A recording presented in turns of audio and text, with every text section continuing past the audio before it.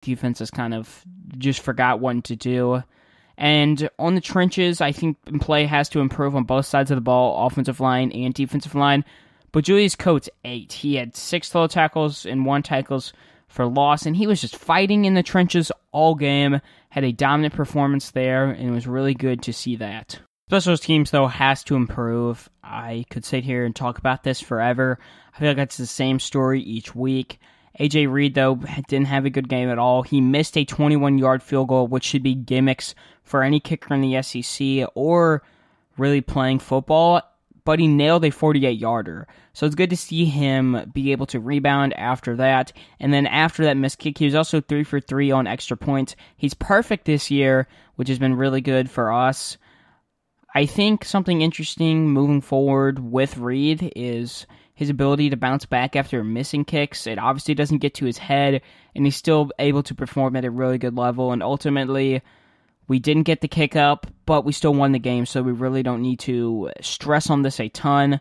However, I think Reed Bauer has to be our starting punter. Sam Loy had 2 punts, and he averaged 17 yards. Reed Bauer has 4 punts, and he averages 42.5 yards. If Bauer's healthy, he has to be out there punting because his team is obviously averaging below 35 yards per punt, but then Bauer's up there averaging upwards of 40 yards. So I think having him out there is a little bit better for us as it lets the defense start off at a better position, even if it's by like 5 or 7 yards. But we took back a punt and kick return, which is making it 2 for each of those on the year. Nothing impressive from those at all. I think we'll start to see that as the season goes on and we get the guys back from injuries. We don't have to deal with any COVID exposures or quarantines during the practice week or possibly during a game. I think it'll be a little bit easier as the season goes on. It's something I've kind of stressed on this show, especially when dealing with special teams and offensive installation and things like that. But for the grades, I'm going to give the offense a B+. I liked what I saw from Franks when he had the time in the pocket he needed. The running game looked pretty good with Boyd and Smith both out of the backfield. But the offensive line didn't play too well, which is the reason I gave it a B+. I think for the offense to be super good, the offensive line has to hold up really well. And another reason I took a couple mental points off, I guess, would be the trick plays. I just don't see them working. Now, they should be able to work to some extent, but other defenses have been able to sniff them out, and they have been misexecuted on offense, and I think that there's a lot of things you have to do for order a trick play to come true than a normal play, which football players have been known all their life and taught so. So I think trick plays are a hit and miss for the Razorback team, and ultimately shouldn't be ran as much as they are, but as long as we get back to the foundations and win a game, I'm really not going to complain too much. I'm going to give the defense, though, an A-. I really liked the play against the quarterbacks and how we were able to lock up most of Tennessee's wide receivers, so their quarterbacks didn't have any time to throw the ball. I mean, Garetano had 9 passing attempts before he was injured in the fourth quarter, so it makes it a bit easier for this Razorback team to defend against the pass when the other team is not even passing the ball because we're locking up corners really well. Obviously, defense getting 2 interceptions, which I predicted on my show. I thought one of them could have been a pick 6 when I talked about it beforehand, but none of them were. Obviously, Eric Gregory and Jalen Cataline got both of those, but I'm going to give an A-. I liked what I saw. Just take off a little points because of the rushing defense, which I think will also continue to get better as the game went on. It got better. So I think as we kind of get used to how their other running backs and offensive line work out, it'll be easier for the Hogs.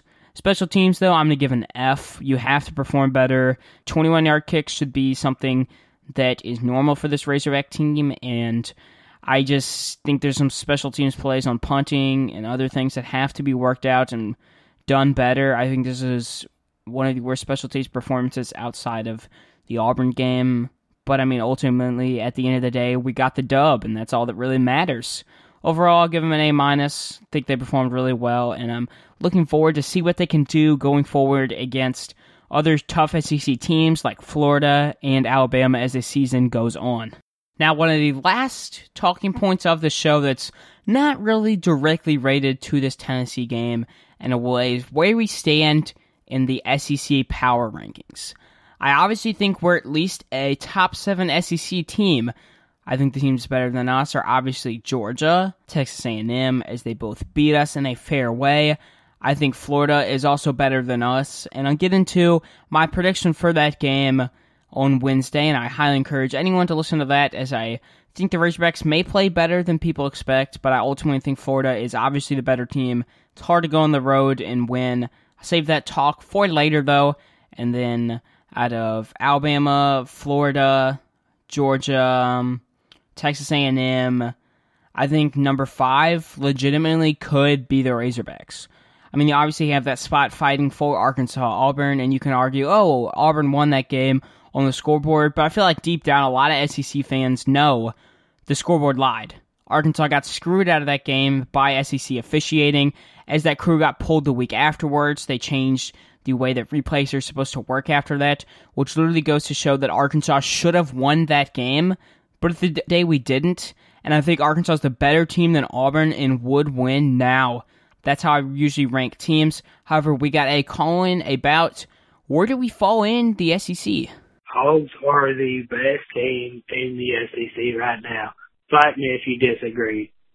We just unbeat Tennessee.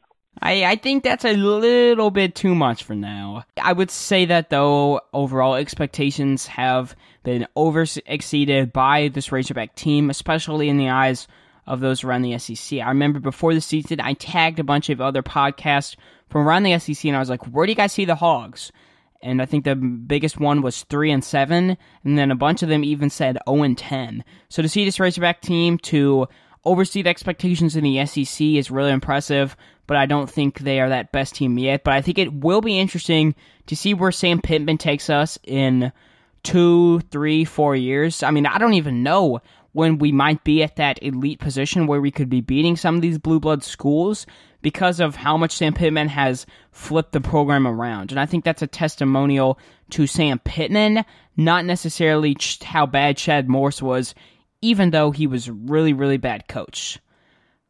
But that Florida episode will be out on Wednesday. I'll preview that. It's obviously going to be a hard matchup for the Hogs as they travel on the road to the Swamp, and Felipe Franca is going to be playing his formal school, so stay tuned for that episode. I'm definitely looking forward to that, but make sure to catch up on last week's 4 episodes. Obviously, 2 of them aren't really relevant anymore, the Texas A&M and Tennessee preview, but we have an episode covering cross-country, soccer, volleyball, and golf out, and then there's also mid-season grades, which is still pretty relevant to the Hogs, as I caught up with Arkansas football fan page on Instagram for that one. And also, I may release a recruiting episode on Friday. I'll let y'all know what's up with that on Wednesday's show, no matter what, and on Twitter. Follow me at AllHogSportsPod, also on Facebook and Instagram there. But as always, you can find all ways to listen and all social medias at allhogsports.com. And Sundays are a lot easier when the Razorbacks win, in my opinion. Hogs got a great win at home against Tennessee. Couldn't be pleased anymore with this team. And whooping! That's all for today's episode of All Hog Sports with Sam Stimson. Make sure to stay tuned for the next episode covering all Arkansas Razorback sports. If you enjoyed today's episode, please subscribe and leave a 5-star review on Apple Podcasts. Follow us on social media too. On Twitter and Instagram at All Hog Sports Pod. Like on Facebook at All Hog Sports and Arkansas Razorbacks Podcast. And on YouTube at that same name. Thanks for tuning in to today's episode. Go Hogs!